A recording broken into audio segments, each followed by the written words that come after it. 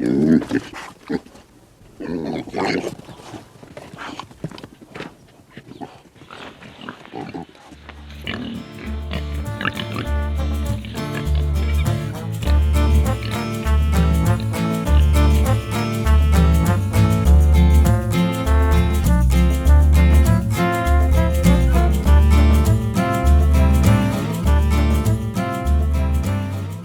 meu nome é Francisco Alves, tenho 39 anos, nasci praticamente aqui na exploração, sempre foi o que eu gostei mais de fazer, foi estar aqui em contacto com a natureza, e todo o tempo que tenho investido em formação e em trabalho tem sido aqui exatamente para manter este espaço e para melhorá-lo e para que as pessoas também possam usufruir dele e vir conhecê-lo.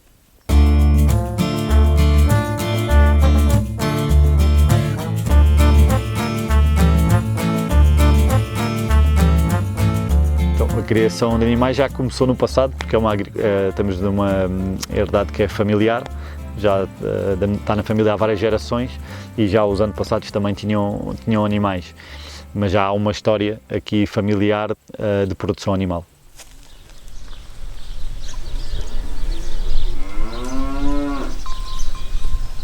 No passado só tínhamos duas espécies de animais, tínhamos os porcos e as vacas.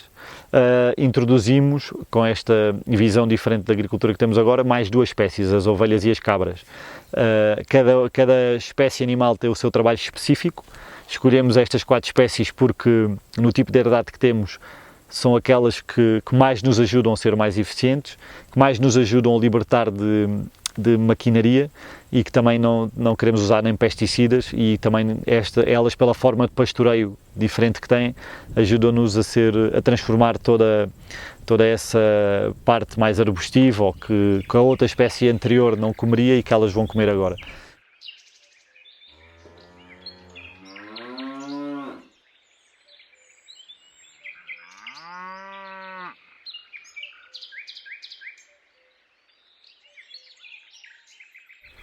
Então, a estrutura económica basicamente passa pela a venda das diferentes espécies de animais e a parte de subsídios da PAC, que é da agricultura, da política agrícola comum, e baseia-se nisso.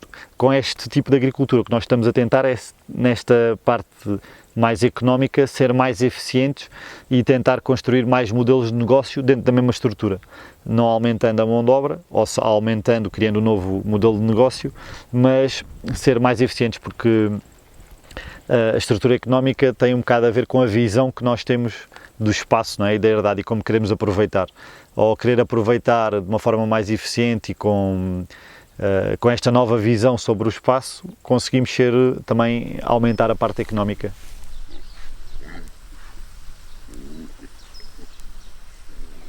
Então, aqui estamos numa herdade de montado, no sistema agro-silvopastoril.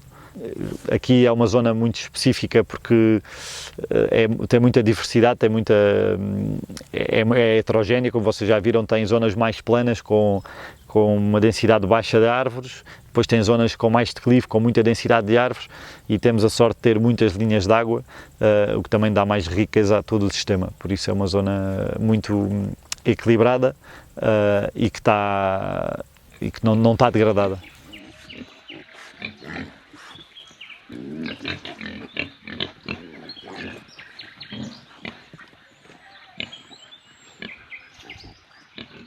São 800 metros quadrados por animal, em que o animal entra 10 dias antes de parir e depois fica durante 2 meses.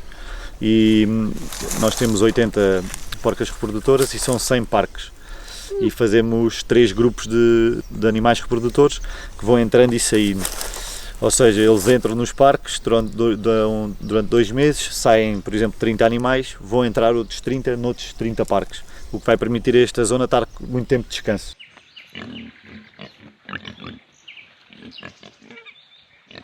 Então, um sistema que foi inventado pelo meu pai há 20 anos atrás, que já vinha um bocadinho com essa preocupação de não prejudicar o solo, e como vocês puderam ver, são parques muito grandes, só com um animal, e que depois também tem um tempo de descanso muito, muito grande.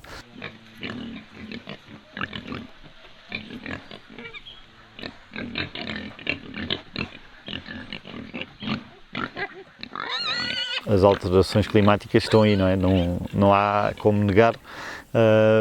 O objetivo de ligar a pecuária às alterações climáticas neste tipo de agricultura é exatamente tentar bloqueá-las o mais possível, ou tentar até reverter. E então este tipo de agricultura, que é muito focado no solo, é exatamente o que, na minha opinião, o que necessitamos para parar a desertificação ou então regenerar ou recuperar alguns sistemas que estão muito degradados, tudo com base nos animais.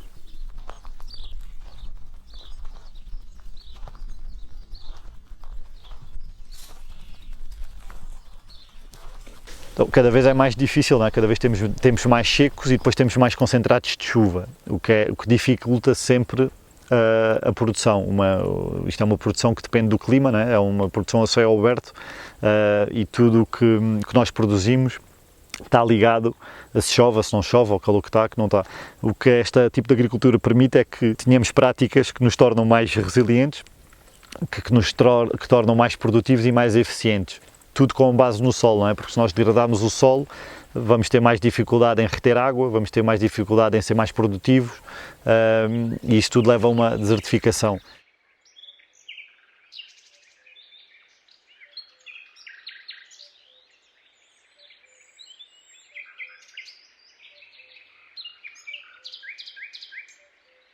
Nós experimentámos a diferença e vimos que resulta, não é? Por isso hoje em dia está mais que definido que é por aqui que queremos caminhar, não há outra solução. E também o trabalho que fazemos na herdade e todo o trabalho que divulgamos, que fazemos aqui, é um bocadinho também para os outros agricultores verem que resulta e também eles poderem experimentar nas herdades deles e verem que faz a diferença.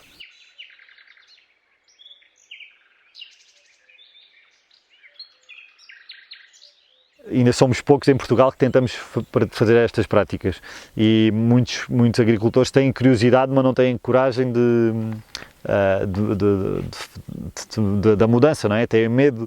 Há muitas coisas que à partida fazem diferença, não é? Rodar os animais todos os dias, ou ter os animais todos num grupo, ou deixar de degradar, ou deixar de usar pesticidas. Tudo isso pode provocar algum medo, mas o mais forte e aquilo que nos dá mais segurança neste tipo de agricultura é que estamos a trabalhar com ciência, não é? E com solo.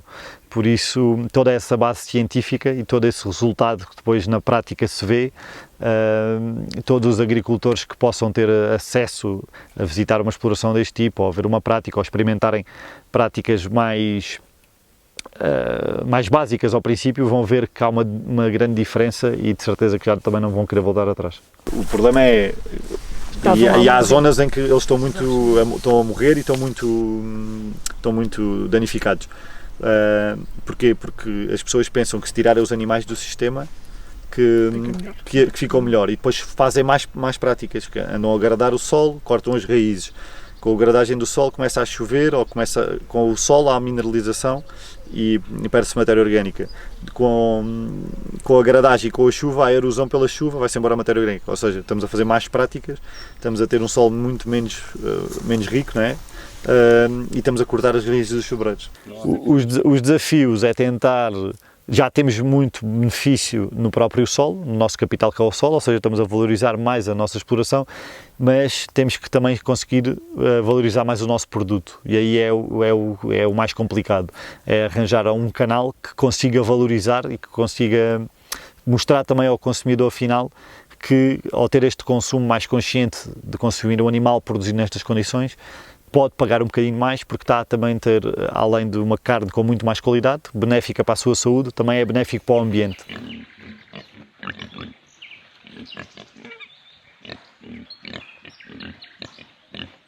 A pouco e pouco o que nós sentimos, como nós recebemos muitas visitas na exploração e estamos em contacto com alguns chefes de cozinha, com talhos, o que nós sentimos é que quando as pessoas conhecem, elas preferem e continuam a comprar, e não compram só uma vez, compram várias vezes. Agora, é um nicho de mercado ainda muito pequeno, muito específico, e temos que ser mais área e mais animais para conseguir que todo o mercado pelo menos tenha acesso ao produto, não é? Ou consiga escolher entre o poder consumir este tipo de produto ou não. No caso de Portugal, temos todos estes hectares de montado, onde os animais são essenciais para regenerar o solo, para nos prevenir de fogos e toda esta carne é produzida de forma natural. É só o produtor, o agricultor, adaptar-se a estas novas práticas para se tornar mais eficiente e ajudar mais o ambiente. Como estava a dizer, a formação que eu estava na faculdade, mas não terminei, tirei várias formações de agricultura regenerativa, partilha de muita experiência, mas o que eu acho que é o principal é observação e experiência. Eu nasci aqui, sempre gostei de agricultura, por isso foram sempre muitos anos de experiência e depois muito contacto e muita partilha com outros agricultores no outro lado do mundo. E cada um no seu contexto. O objetivo é sempre o mesmo, tentar fazer o melhor para o meio ambiente, para os animais e para a saúde do ser humano, e então toda essa partilha e todo esse conhecimento acho que é o que mais ajuda a ter um caminho que custe menos ultrapassar. Depois de estarmos isto é um bocadinho também como as outras profissões ou os outros grupos que possam haver, não é? Depois de entrarmos neste mundo, conhecemos todas as pessoas que estão conectadas neste mundo se ligam em várias plataformas ou grupos de WhatsApp ou através da nossa página do Instagram, que muitas pessoas entraram em contacto. Por isso hoje em dia também a herdade também já é um bocadinho conhecida lá fora, o nosso trabalho. Também fizemos alguns grupos de agricultura regenerativa com formações, também já fizeram cá algumas formações. Há esta partilha também com os chefes de cozinha, que depois também ajudam a dar a conhecer a forma como produzimos, e acaba por essa rede depois se completar. O que agora é uma questão de mais pessoas entrarem para a rede, mas essa é a melhor forma de escalar este tipo de agricultura, este tipo de produção, e hoje em dia com a tecnologia é muito fácil, não é? É muito fácil chegarmos a qualquer lado ou ter algum conhecimento.